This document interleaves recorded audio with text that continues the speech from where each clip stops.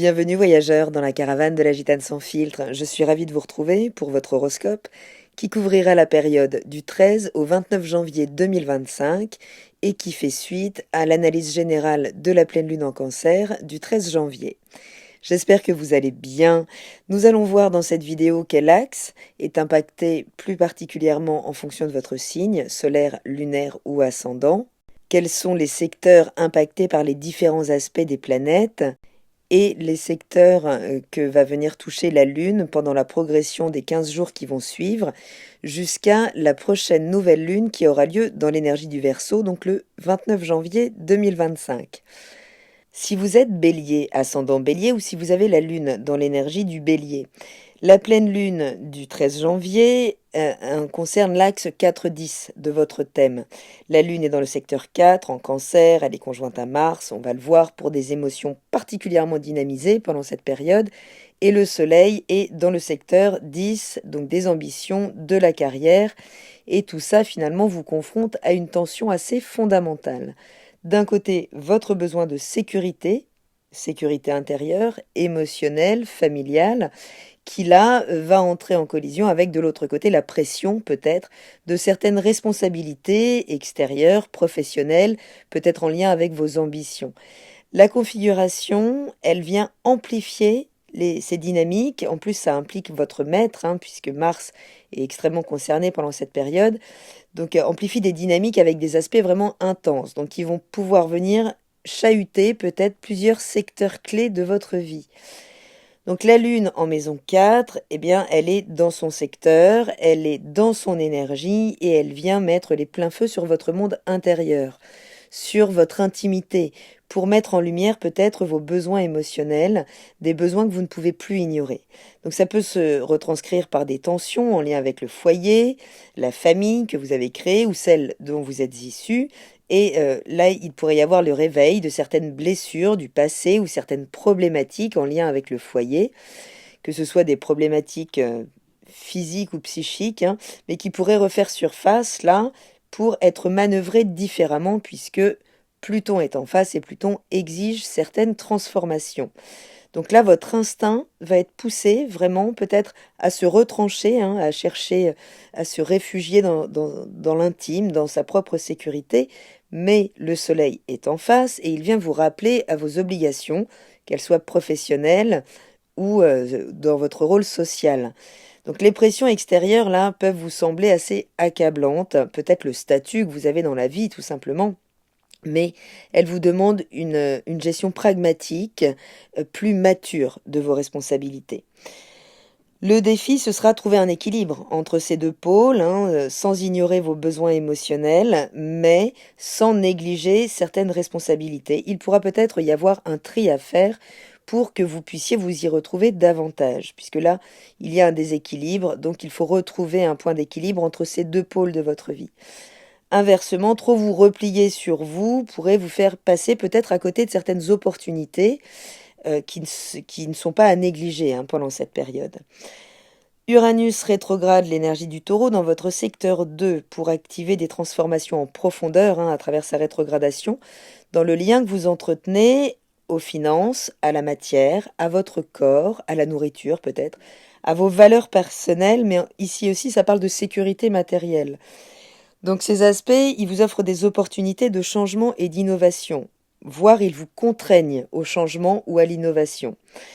Ce sextile, qui est quand même un aspect très dynamique, facilitant mais dynamique, qui peut vraiment s'incarner dans l'événement, il vient faciliter peut-être justement une approche plus créative de vos besoins matériels en lien avec la maison, le foyer, la famille. Peut-être que vous pensez à investir dans votre foyer, à revoir certaines priorités matérielles, pour qu'elles viennent soutenir votre équilibre émotionnel. Mais vous pourriez quand même ressentir une soudaine clarté là sur ce qui vient vous procurer réellement un sentiment de sécurité, qu'il soit à la fois émotionnel et matériel. Vous pourriez trouver des solutions plus innovantes, même si vous y êtes contraint par des événements extérieurs qui viennent finalement vous apprendre à faire avec ce que vous avez.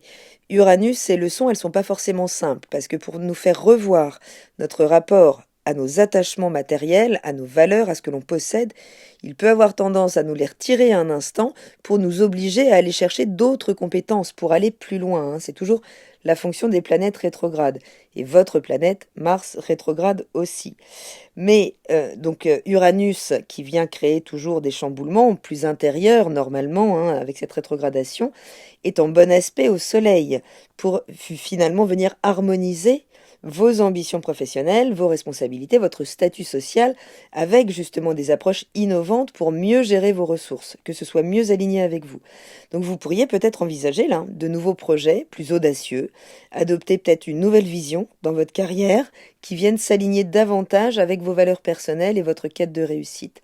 Donc c'est une opportunité, hein, cette dynamique là qui peut être très stimulée, qui peut donc être challengée en termes de sécurité matérielle et émotionnelle évidemment, pour vous obliger, donc, je le rappelle, à déployer de nouvelles compétences. Si on n'est pas mis au pied du mur, parfois on ne va pas chercher plus en profondeur dans nos ressources. Donc ces aspects, ils vous permettent de poser des bases d'un changement durable, en transformant votre rapport à la sécurité matérielle, ce que veut dire réellement, hein, vous sentir en confort. C'est pas toujours en rapport avec le montant que vous avez sur votre compte en banque, tout en intégrant une vision plus audacieuse, plus alignée avec ce qui vous fait réellement vibrer en termes d'ambition sociale, justement. Pluton a transité longtemps dans votre secteur de la carrière, donc normalement vous êtes revenu aux fondamentaux, à une version beaucoup plus authentique de vous que vous voulez amener sur la scène publique. Juste cette Vénus, c'est pour ça que je parlais de challenge quand même, hein, elle est challengée puisqu'elle est en Poisson, en maison 12, donc elle est un petit peu dans son monde licorne, où tout est beau, tout est rose, mais elle est quand même en tension avec Jupiter rétrograde dans votre secteur 3. Vénus en maison 12, donc elle intensifie en fait votre mise en retrait, peut-être votre introspection affective. Elle vous pousse à explorer des dimensions plus subtiles dans vos relations, dans vos désirs, peut-être cachés. Mais le carré de Jupiter, donc rétrograde en maison 3, il vient fatalement, comme tous les carrés, créer des tensions. Ça peut passer par l'événementiel, hein, toujours. Donc dans le secteur 3, c'est-à-dire le secteur de votre environnement immédiat, peut-être dans le cadre de formation, dans l'interaction, dans la communication avec cet environnement immédiat, qui peut passer par la fratrie, hein, qui est votre premier environnement immédiat si vous avez des frères et sœurs. Donc vous pourriez être attiré peut-être par des amours, des désirs secrets, ou ressentir une envie, un besoin de vous sacrifier pour une cause ou quelqu'un. Mais attention, cette position, elle vous demande de rester lucide. Ce carré, c'est son exigence, de ne pas vous perdre dans des idéaux flous, dans des illusions affectives. Vénus concerne également les valeurs, donc on peut y voir les notions aussi de dimension matérielle qui vont être challengées avec Jupiter donc en maison 3 où les échanges, l'épanouissement que l'on devrait trouver donc au sein de notre environnement familier, notre entourage proche, est un peu flouté là.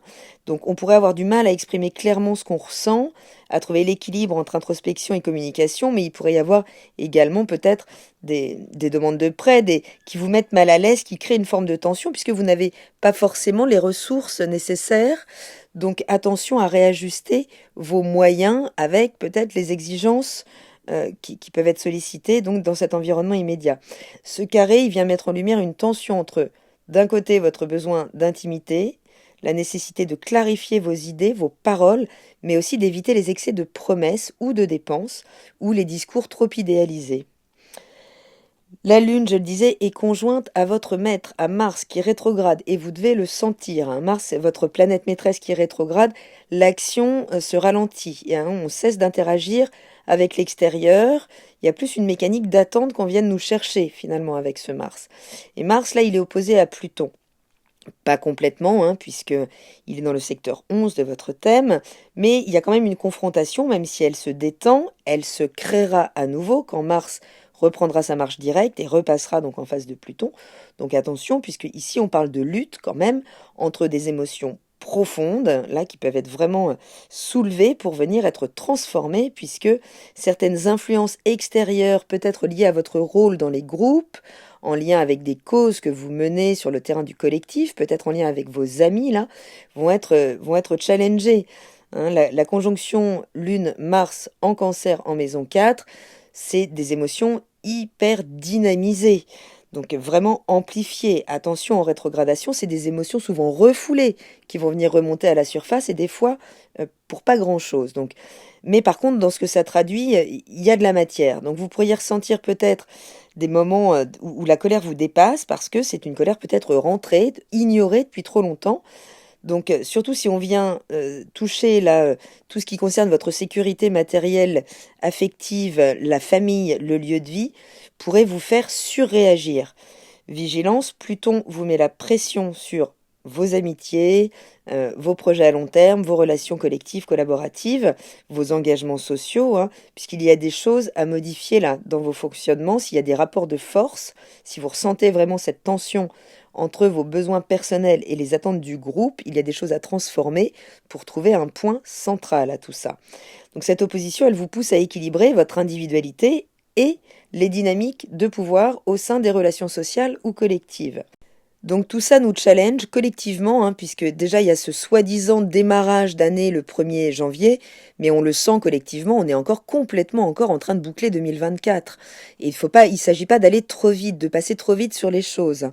Donc cette période-là, elle vous invite vraiment encore à revoir certaines problématiques qui pourraient remonter à la surface, qui doivent être transformées pour poser un meilleur ancrage pour le déploiement là de la suite et vraiment de vos ambitions pour trouver plus d'assurance, qu'elle soit émotionnelle ou matérielle. Je vous invite à prendre vos agendas si vous souhaitez noter les dates clés en fonction donc des secteurs que va visiter la Lune pendant cette période de 15 jours. Donc après avoir séjourné dans le secteur du foyer, de la famille, hein, donc une fois que vous aurez normalement libéré certaines émotions, peut-être clarifié certains besoins, eh bien le 14, donc le lendemain, la Lune passe dans l'énergie du Lion, dans le secteur 5, où elle vous pousse peut-être là à vous concentrer sur votre rayonnement personnel, après cette introspection justement, comment vous exprimez votre personnalité, vos besoins, d'exprimer peut-être vos émotions, d'affirmer en tout cas votre identité, vos plaisirs personnels. Ça peut tourner autour des enfants, du partenaire amoureux. Pendant 2 jours, vous serez dans l'idée, peut-être dans le besoin de nourrir là l'expression donc de votre pouvoir personnel, peut-être oser briller pendant 2 jours. Donc peut-être un regain d'énergie aussi pour vous recentrer sur vous-même, sur ce qui vous fait vraiment vibrer. Donc après avoir rangé votre monde intérieur, eh bien vous pourrez pendant ces 2 jours vous reconnecter réellement à ce qui vous fait vibrer. Ce sera le moment peut-être de sortir de votre cocon, hein, pour vous exprimer plus pleinement, peut-être donc en lien toujours avec ces thématiques de créativité, de lien aux enfants, de lien aux partenaires amoureux. L'idée, c'est vraiment de reprendre confiance peut-être après certains doutes ou certains conflits qui auront été soulevés pendant la pleine lune. Attention, l'énergie est encore teintée de Mars qui rétrograde. Ne tombez pas dans le piège d'un excès d'ego ou de dramatisation inutile. Le 16, la Lune entre dans l'énergie de la Vierge dans votre secteur du quotidien pour vous ramener à une dynamique plus pratique, plus structurée pendant 2 jours. Après peut-être des vagues émotionnelles en Cancer, l'élan créatif de l'expression du Lion, eh bien il est temps de vous réorganiser plus concrètement pendant ces 2 jours où peut-être vous serez invité à simplifier les choses, ordonner votre quotidien, peut-être votre santé, hein. L'idée, c'est de prendre du recul sur certaines prises de conscience autour de la pleine lune, intégrer les leçons, mais sur le plan pratique. Comment vous mettez les choses en place avec humilité. Cette phase, elle vous pousse à faire le tri, à vous débarrasser de certains excès et de clarifier d'autres priorités. Donc, c'est un bon moment pour planifier peut-être vos prochaines actions, établir une routine, hein, qui vous soutient davantage, faire des ajustements dans votre planning, dans votre travail, peut-être avec les collègues aussi. En tout cas, il faudra mettre en place des outils pratiques qui vous permettront d'avancer plus sereinement. Le 19 janvier, la Lune arrive en phase dans votre secteur de la relation, dans l'énergie de la balance, où là, elle ouvre la porte peut-être à une réévaluation relationnelle. C'est une période où vous pourrez chercher à rééquilibrer vos interactions avec les autres. Ça peut nous parler de contractualisation, ça peut nous parler d'affaires avec la justice, là, qui pourrait générer de l'émotion aussi, hein, surtout si vous êtes dans le cadre d'un engagement ou d'un désengagement, surtout s'il y a des tensions, des déséquilibres qui ont été révélés par la pleine Lune. L'idée, c'est d'aller vers l'harmonie, de faire les ajustements nécessaires dans vos partenariats. Vous aurez peut-être la possibilité pendant 2 jours de clarifier vos attentes, de mettre certaines limites dans vos relations, peut-être de prendre des décisions pour vous recentrer sur des connexions qui vous apportent du bien-être. Le 21 janvier, ce sera la phase Scorpion pendant 2 jours, là, pour venir vraiment transmuter les énergies de toute cette métabolisation, tout ce qui est en train de se faire après cette pleine lune. Et ce sera dans votre secteur 8, donc on entre dans une phase vraiment de transformation, de profondeur, peut-être d'ajustement relationnel. euh, tout ce qui aura été exploré dans la balance. Ici, on parle également de se concentrer sur le partage des énergies, qu'elles soient matérielles ou psychiques. Donc, on parle de libération toujours, mais par une forme d'épuration. Donc, ça reste une phase intense, toujours en Scorpion.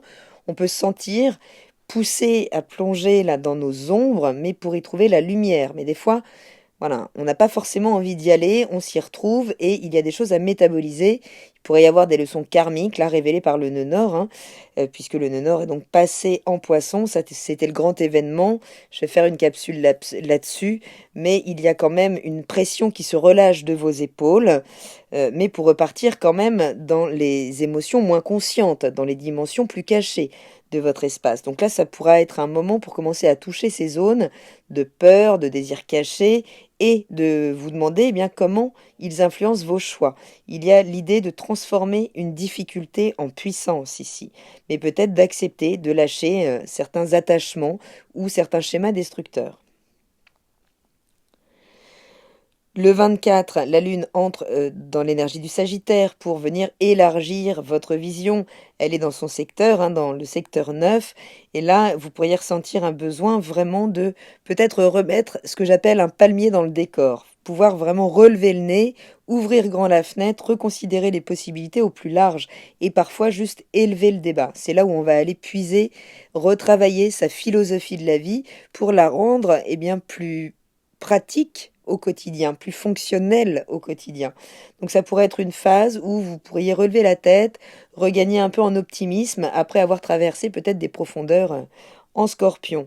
L'idée, ce sera peut-être de plonger là dans des lectures, dans des réflexions qui viendront élever votre esprit, élever le débat, peut-être explorer de nouvelles idées, de nouvelles philosophies, d'autres cultures, peut-être à travers le voyage. L'idée, c'est de rêver plus grand pendant ces 2 jours, mais de commencer à poser surtout les bonnes bases pour concrétiser vos envies et qu'elles soient réelles. C'est tout ce qui est en train d'être revu avec la rétrogradation de Jupiter. Le 26 janvier, ce sera la phase Capricorne, juste avant d'arriver dans l'énergie du Verseau, pour préparer peut-être un nouveau départ collectif. Donc quand la Lune transite le Capricorne, dans votre secteur de la carrière, des ambitions, de la vie sociale, des responsabilités, eh bien c'est un nouveau focus là, pour finalement pouvoir toucher de plus près les réalisations concrètes de votre vision plus vaste. Donc, la transition vers le verso, elle va vous pousser à vous reconnecter à une vision, je disais, plus large, peut-être détachée de certaines émotions brutes qui ont été relevées là en cancer. Ce sera le moment de penser à votre rôle au sein du groupe, à votre positionnement en lien avec vos objectifs à long terme, vos idéaux, peut-être en lien avec des causes, des projets collaboratifs. Là, pendant 2 jours en Capricorne, vous pourrez finaliser peut-être des projets importants pour pouvoir, en verso, concevoir une nouvelle vision, une nouvelle stratégie pour le futur. L'idée, ce sera peut-être de vous connecter à des nouvelles personnes, à des nouvelles idées qui viendront alimenter vos idéaux, élever votre conscience, mieux aligner vos ambitions à vos valeurs.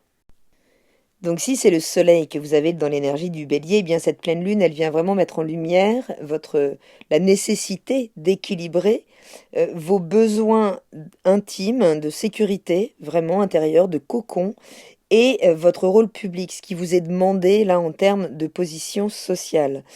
Donc elle vous invite à reconsidérer vos ambitions pour mieux les aligner à vos besoins émotionnels profonds. Si vous êtes ascendant bélier, les tensions familiales et les préoccupations liées au foyer prennent le dessus pendant cette période. Elle pourrait être une clé vraiment pour débloquer certains projets professionnels stagnants. Donc n'hésitez pas justement peut-être à échanger, à partager si le foyer est propice à tout ça. Et si c'est la lune que vous avez dans l'énergie du bélier, cette période-là, elle va vous demander de vous accrocher 2 minutes, hein, puisque c'est votre réactivité émotionnelle qui va être comme surdynamisée là. Donc, vous pourriez vraiment sentir des grandes tensions intérieures entre justement votre besoin de sécurité, donc vous pourriez peut-être en manquer un peu pendant cette période, et votre instinct combatif pour vos ambitions. Donc, si vous ne trouvez plus finalement la dynamique, eh bien, c'est que les ambitions sont peut-être encore à revoir. Il sera nécessaire d'opérer l'introspection nécessaire en lien avec vos réactions pour vous aider à trouver plus de clarté. Voilà, voyageurs, j'espère avoir un petit peu éclairci cette période qui, je le rappelle, correspond encore à finaliser les énergies dont on doit se défaire, hein, qu'on doit laisser derrière nous pour vraiment embrasser les changements qui vont s'offrir en 2025. C'est une année neuve, donc on boucle les choses, on les démarre de manière plus alignée, hein, à notre être essentiel, mais nous sommes encore dans les ajustements. Je vous embrasse, prenez bien soin de vous et je vous dis à très bientôt dans la caravane de la gitane sans filtre. Salut!